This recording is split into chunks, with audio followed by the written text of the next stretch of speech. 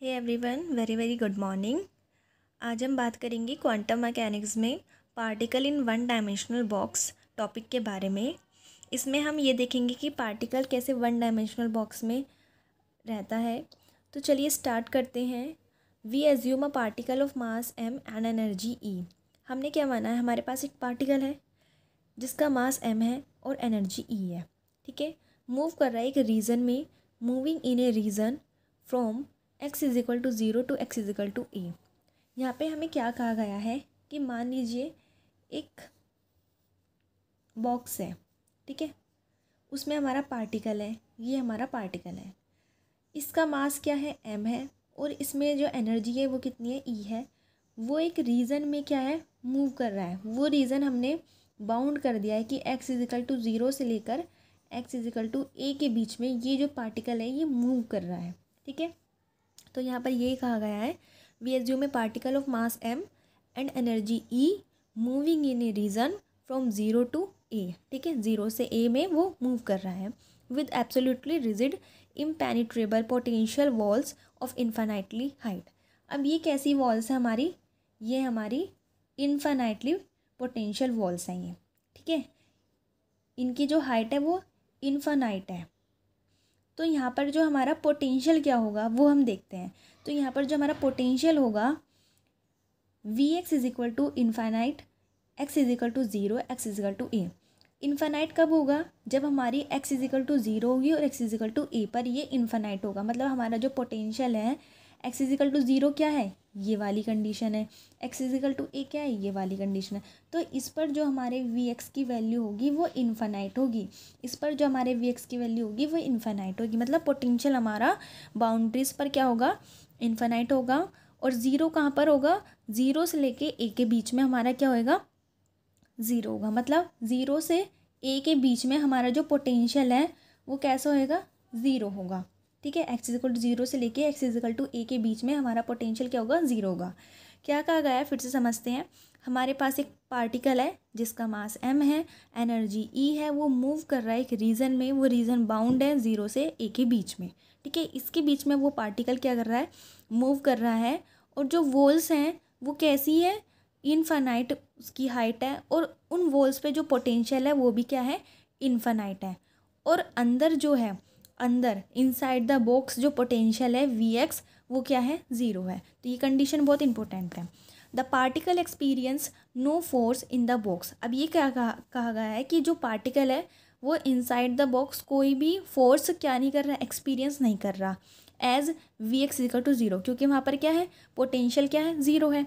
Also the particle during its motion collides with the rigid walls with no loss of energies and such the total energy E of the particle remains constant।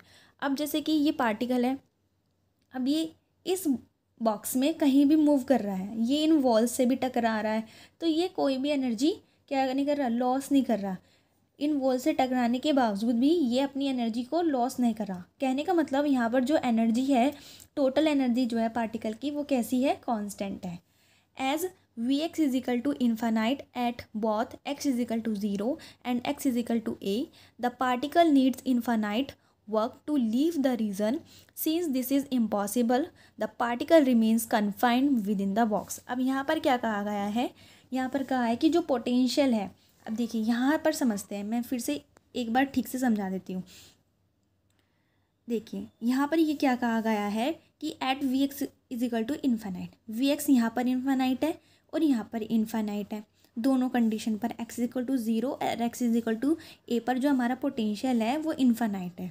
तो इस particle को बाहर आने के लिए, इस box से बाहर आने के लिए इन्फानाइट अमाउंट ऑफ वर्क करना पड़ेगा। मतलब कि इसे बहुत ही ज़्यादा इन्फानाइट वर्क करना पड़ेगा इस पार्टिकल को बाहर आने के लिए बॉक्स से, जो कि इम्पॉसिबल है। ठीक है, the particle remains confined with in the box. तो ये पार्टिकल जो है बॉक्स में ही क्या हो जाएगा, कन्फाइंड हो जाएगा। और इस पार्टिकल के बॉक्स में रहने की जो प्रोबेबिलिटी है वो कितनी होगी, 1 ही तो होगी। ठीक है, और बाहर कितनी होगी, बाहर मतलब कि यहाँ पर एक्स इजिकल टू ए या एक्स इजिकल टू 0 पर कितनी होगी, वो 0 होगी। ठीक है, since the probability is given by mod of sin का square, the wave function psi x at x equal to 0 and x is equal to a must vanish, that is ये। अब यहाँ पर ये कहा गया है कि प्रोबेबिलिटी पार्टिकल के बॉक्स के अंदर होने की क्या है, 1 है, और बॉक्स के बाहर होने की क्या है, 0 है। तो जो प्रोबेबिलिटी है पार्टिकल की, इसमें ये जो पार्टिकल है, हर पार्टिकल के साथ एक वेव एसोसिएटेड होती है और उस वेव का कोई ना कोई वेव फंक्शन होता है। तो ये जो वेव फंक्शन है एक्स इज इक्वल टू 0 और एक्स इज इक्वल टू ए पर तो वैनिश हो जाएगा, क्योंकि हमारा पार्टिकल अंदर प्रेजेंट है, बाउंड्रीज पर नहीं है, बाहर नहीं है। तो वहाँ पर हमारा जो वेव फंक्शन की वैल्यू होगी वो तो 0 हो जाएगी। अंदर जो होगा वेव फंक्शन, उसकी कुछ ना कुछ वैल्यू होगी, वही हम फाइंड आउट करेंगे, ठीक है। बट ये ध्यान रखना कि इनसाइड तो हमारी कुछ ना कुछ वैल्यू होगी, लेकिन आउटसाइड या बाउंड्री पर जो फाई है वो हमारा क्या होगा, 0 होगा। इसी वजह से यहाँ पर एक्स इज इक्वल टू ए और एक्स इज इक्वल टू 0 पर और एक्स इज इक्वल टू ए पर हमारे फंक्शन की वैल्यू क्या हो गई, 0 हो गई, ठीक है। The potential energy curve of the appearance as shown in figure is called a square well potential of infinite depth. और ये जो हमें शो किया गया है इसको हम क्या बोलते हैं, square well potential of infinite depth बोलते हैं। इसकी इन्फानाइट डेप्थ है क्योंकि, ठीक है, और स्क्वायर वेल पोटेंशियल है। तो सिंपली हमने क्या देखा कि हमारे पास एक पार्टिकल है जिसका मास m है और एनर्जी उसमें E है। वो एक रीजन में जो है मूव कर रहा है, वो रीजन बाउंडेड है, 0 से a के बीच में वो बाउंड है पार्टिकल, ठीक है। और इसमें जो हाइट है इस बॉक्स की वो इन्फानाइट तक जा रही हैं, ठीक है। ये पार्टिकल कोई भी फोर्स एक्सपीरियंस नहीं कर रहा है, ठीक है। और ये जो पार्टिकल है जब इधर मतलब कि इन वॉल से कोलाइड हो रहा है तो कोई भी एनर्जी भी लॉस नहीं कर रहा है। तो यहाँ पर जो टोटल एनर्जी है पार्टिकल की वो कैसी है, कॉन्स्टेंट है। As v is equal to, अगर v इज इक्वल मतलब कि पोटेंशियल जो है बाउंड्रीज पर इन्फानाइट है, तो इस पार्टिकल को बाहर आने के लिए इन्फानाइट वर्क करना पड़ेगा, जो कि इम्पॉसिबल है, ठीक है। तो ये पार्टिकल हमारा बॉक्स के अंदर ही रह जाएगा।